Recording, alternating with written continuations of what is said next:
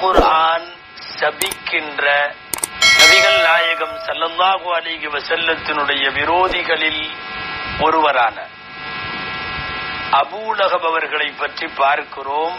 எனவே இந்த நாளின் தலைப்பு அல் குர்ஆன் சபிக்கும் அபூ லஹப். நபிகள் நாயகம் ஸல்லல்லாஹு அலைஹி வஸல்லத்தினுடைய தந்தையின் உடன் பிறந்தவர்களில் அபூ லஹபும் ஒருவர். நாம் இங்கே அபூ லஹபின் பற்றி தெரிந்து கொள்ளுவதற்காக உள்ளே போவதற்கு முன்னால் முன்னோட்டமாக சில விஷயங்கள் தெரிய வேண்டும். முதல்ல நபிகள் ஸல்லல்லாஹு அலைஹி வஸல்லம் அவர்களினுடைய தந்தையர்கள் சிறிய பெரிய தந்தைமார்கள் மொத்தம் 10 பேர்.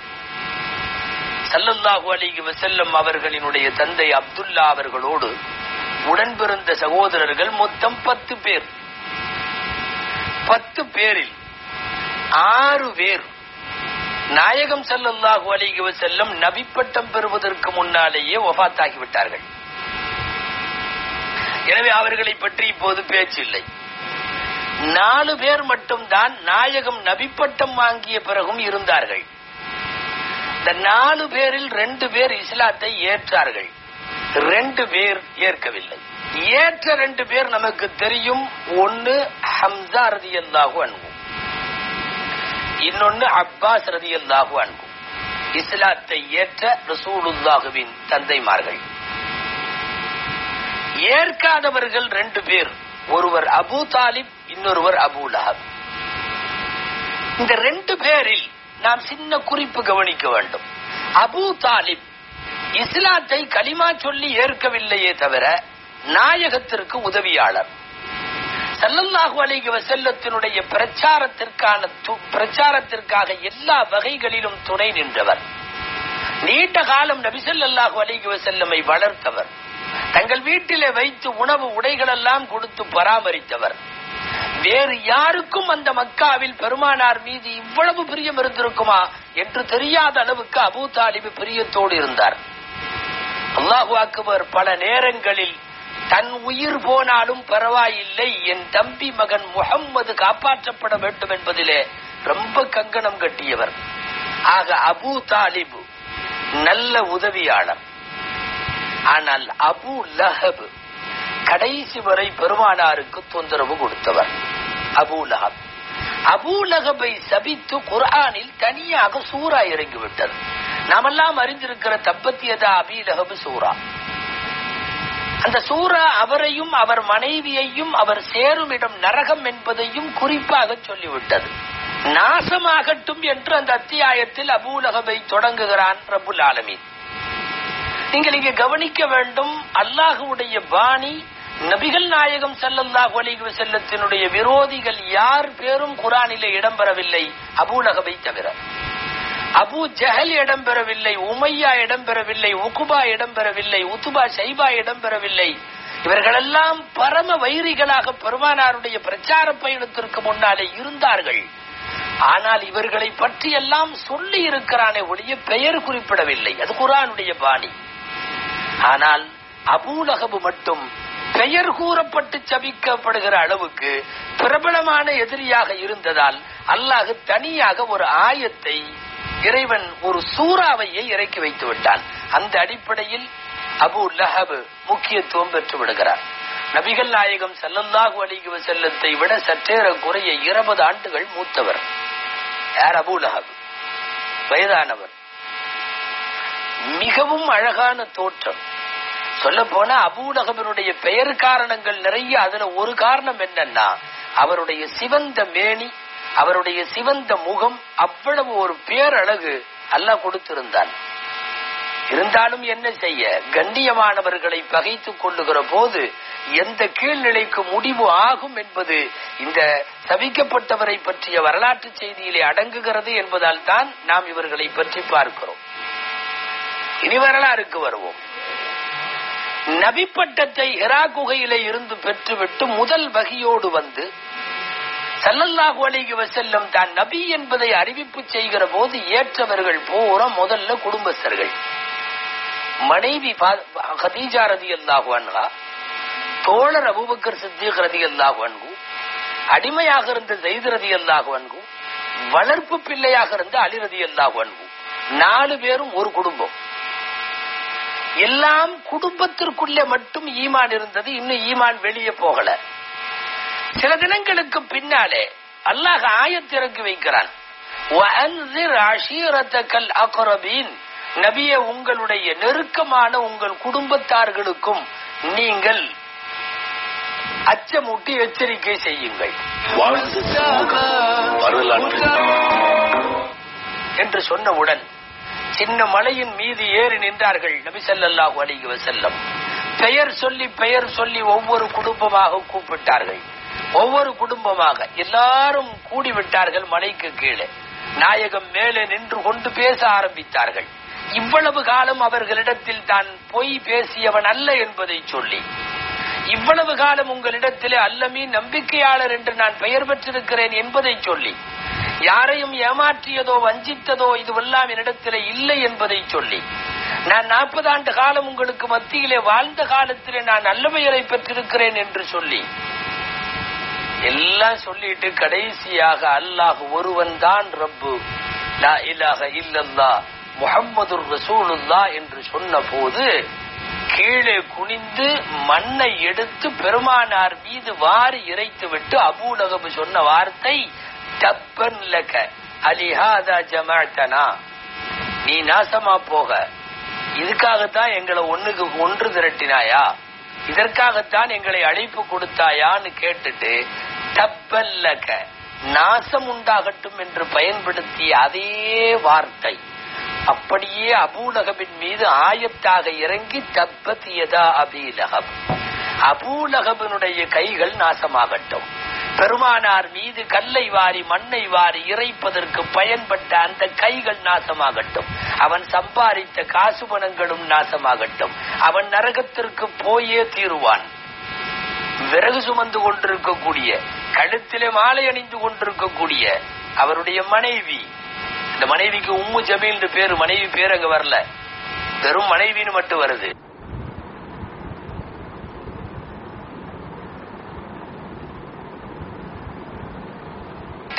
இவருக்கு அது வந்து விட்டது. நாம் இங்கே யோசித்து பார்க்கிறோம்.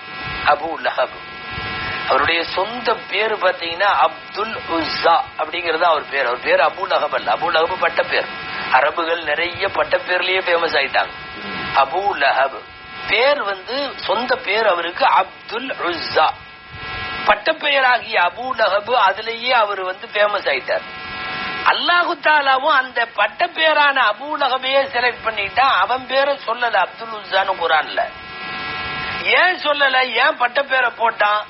முஃபஸ்ஸிரீன்கள் 2 காரணம் எழுதுகிறார்கள். ஒரு காரணம், அப்துல் உஸ்ஸாங்கிறது உஸ்ஸா என்ற கடவுளுக்கு அடிமைன்னு அர்த்தம். அப்படி ஒரு பேர், இந்த கடவுளுக்கு அடிமை அப்படிங்கிற பேர் குர்ஆன்ல இடம்பெறது அல்லாஹ் விரும்பல. ஒண்ணு. 2வது செய்தி, இவன் கடைசியா அபூ லஹப் போய் சேர்றது நரகம். அபூ லஹப்ங்கிற வார்த்தைக்கு நெருப்பின் தந்தைன்னு ஒரு அர்த்தம் உண்டு. எனவே அந்த வகையில அபூ லஹப் என்ற பெயர் அவன் நரகத்திற்கு போகக்கூடியவன் என்பதை குறிக்கிற வகையில சபிக்கப்பட்டு இறங்குகிற வசனங்களில் இந்த பெயர் இருப்பது சிறந்தது அப்படிங்கிறது அல்லாஹ்வுடைய முடிவு. எனவே அப்துல் உஸ்ஸா என்ற அவருடைய பெயர் இடம்பெறவில்லை, அபூ லஹப் மட்டும் இடம்பெறுகிறது. அவருடைய காசு பணமெல்லாம் அழியட்டும் என்று குர்ஆன் சபித்த அந்த சாபம், பெரிய பணக்காரர் அபூ லஹப் எல்லாம் போனது. எந்த காசும் கையில் அல்லாத அளவுக்கு செழிப்புகள் எல்லாம் தீர்ந்து போனது. காசு இருந்தா பசங்க பக்கத்துல வருவாங்க, வாரிசுகளே பக்கத்திலே வராத அளவுக்கு வறுமைக்கு போய்விட்டார் அல்லவா. காரணம், குர்ஆன் சபித்து விட்டது. அவருடைய காசு பணங்கள் நாசமாகட்டும்.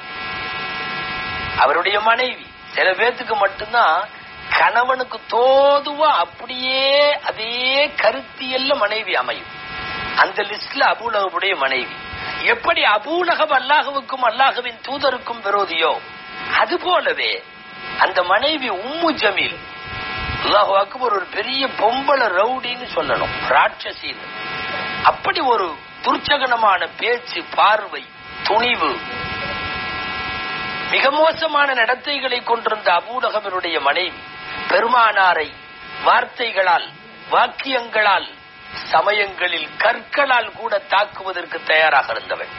சுடு சொற்களால் பெருமானாரை பேசிய பெண்மணிகளில் அபூலகபின் மனைவியை விட பெரிய அளவில் தடித்த வார்த்தைகளை கொண்டு நாயகத்தை பேசியவர்கள் இல்லை என்றே சொல்லலாம். இந்த உம்மு ஜமீலை பற்றிய செய்திகள்ல 2 செய்தி முக்கியமானது. இந்த 2 வாழ்விலே நடந்த ஒண்ணு, இன்னொன்னு அவருடைய மரணம் சம்பந்தப்பட்டது. உம்மு ஜமீல் முதல் செய்தி, முதல்ல தப்பத் யதா அபீ லஹப் சூரா இறங்குகிறது. ஆரம்ப காலத்திலே இறங்கிருச்சு. இந்த சூரா மக்காவிலே இறங்கின வசனம் அபூ ஜஹல் உயிரோடு இருக்கும் போது, ஏறத்தாழ அவர் இறப்பதற்கு 10 வருஷத்திற்கு முன்னாலே இறங்குகிற வசனம். இது இறங்கின உடனே நாயகம் ஓதி காட்டி விட்டார்கள். வழக்கம் போல வகி வந்து விட்டது, சொல்லிவிட்டார்கள் தப்பத் யதா அபீ லஹப். முழு சூறாவை ஓதி முடிச்ச உடனே கேள்விப்பட்டு இந்த அம்மா நேரா வந்துச்சு. கையில கூர்மையான கல்லு, பெரிய கல்லு. அதாவது சில கல்லு அடிச்சா காயமாக்கும், இது அவ்வளவு கூர்மை, வெட்டா பொளந்துரும். அந்த கல்லை எடுத்துக்கிட்டு நேரா நாயகம் அமர்ந்திருக்கிறார்கள். அபூபக்கர் ரலியல்லாஹு அன்ஹு அமர்ந்திருக்கிறார்கள். வந்து பக்கத்துல நின்று அபூபக்கர் ரலியல்லாஹு அன்ஹு போய் பார்த்து பேசினால், காரணம் நாயகம் இருப்பதை அல்லாஹ் அவள் கண்களுக்கு குருடாக்கி விட்டார். பக்கத்துல வந்தாலும் தெரியாது. இருக்கிறார்கள் ஸல்லல்லாஹு அலைஹி வஸல்லம், ஆனால் தெரியல. இல்லாம இருந்து தெரியறது வேற, இருக்கிற பொருள் தெரியல. அபூபக்கர் ரலியல்லாஹு அன்ஹு பார்த்து ஐன சாஹிபுக் சமிஅது மின்ஹு, எங்க உன்னோட தோழர், உன் நண்பர் எங்க? அவர்கிட்ட இருந்து அவர் சொன்னதா நான் கேள்விப்பட்டேன். தப்பத் யதா அபீ லஹப் வ தப்ப மா அக்னா, இது எல்லாம் சொன்னாராமே, அது ஆயத்து இறங்குச்சுன்னு சொன்னாராமே. இந்த கல்லோட வந்தது எதுக்கு தெரியுமா? அவரை அடிக்கிறதுக்கு தான், அவரை போட்டு புழக்கிறதுக்கு தான். சொல்லி வை உன் நண்பனிடம். அபூபக்கர் எல்லாம் விழிக்கிறார்கள். காரணம் என்ன? பக்கத்துல உட்கார்ந்துருக்காங்க. வந்தா சொல்லி வையின்னு சொல்றாளே இந்த பொம்பளை, திருதிருவேன விழிக்கிறார்கள். ஒண்ணுமே சொல்லல.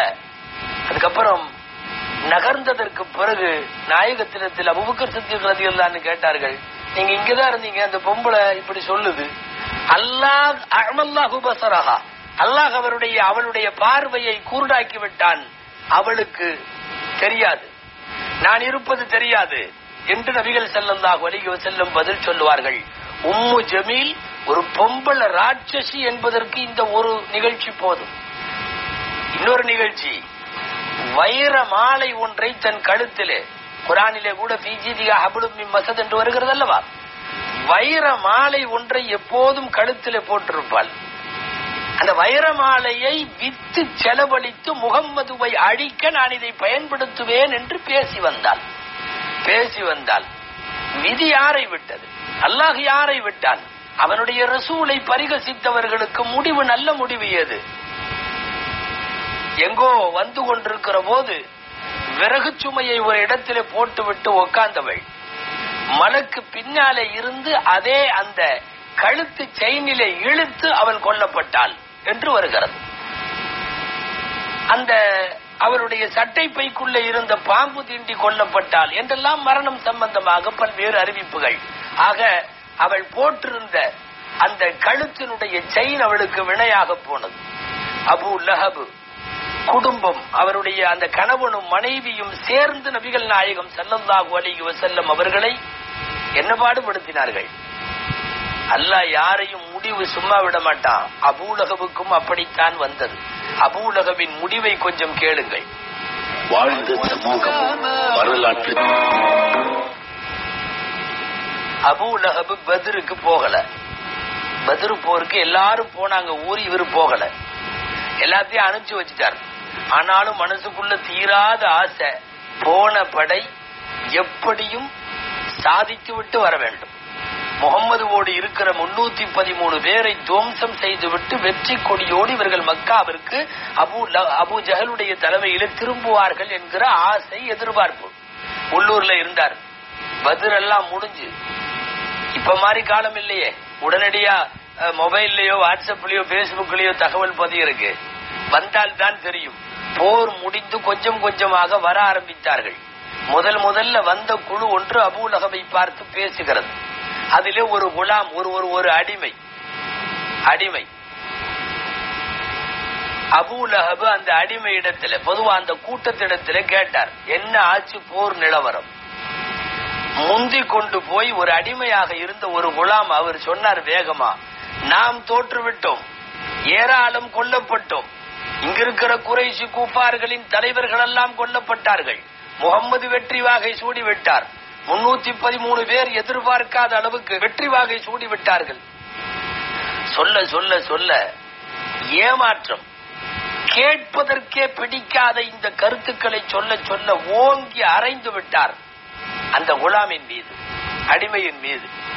பக்கத்துல அந்த அம்மா எஜமானி அம்மா இருந்தாங்க, அந்த அடிமையின் முதலாளி அம்மா. அவர் முதலாளி, அவர் ஊர்ல இல்ல. அந்த பையனோட அந்த அடிமையினுடைய முதலாளி ஊர்ல இல்லங்கிறதுக்காக உனக்கு இவ்வளவு துணிவு வந்துருச்சா? நடந்த செய்தியை சொல்பவனை கை நீட்டி அடிக்கிறாய் அபூ லஹப், எப்படி நீ அடித்தாய்னு சொல்லி பொம்பளை தன் வீரத்தை காட்ட ஒரு கட்டை எடுத்து ஓங்கி ஒரு போடு. மயக்கமுற்று கீழே விழுந்த அபூ லஹப், காயம்பட்ட அபூ லஹப், ரத்தம் வடிந்த அபூ லஹப். அதுக்கு பின்னாடி ஆல்மோஸ்ட் அவர் எந்திரிக்கவே இல்லை. காரணம், வீட்டுக்கு கொண்டு போனார்கள். உடல் முழுக்க புண்ணு ஆரம்பித்தது, உடல் முழுக்க பரவ ஆரம்பித்தது. பெரும் பெரும் கொப்பளங்களும் அந்த கொப்பளங்கள் வடிந்து தண்ணீராய் சீல்சலமாய் வெளியே வருவதும் உடல் முழுக்க. ஏறத்தாழ அந்த காலங்களில் கேன்சர் உள்ளிட்ட வியாதிகளுக்கு இன்றைக்கு பயப்படுவது போல அன்றைக்கு பயப்பட்ட வியாதி என்ற அந்த வியாதியை சொல்லிவிடலாம். யாரும் அந்த வியாதியினாவே பேசுவதற்கு பயப்படுவார்கள் அரபுகள். அந்த வியாதியிலே பாதிக்கப்பட்டவர்களை போய் பார்ப்பதற்கு கூட பயப்படுவார்கள் அரபுகள்.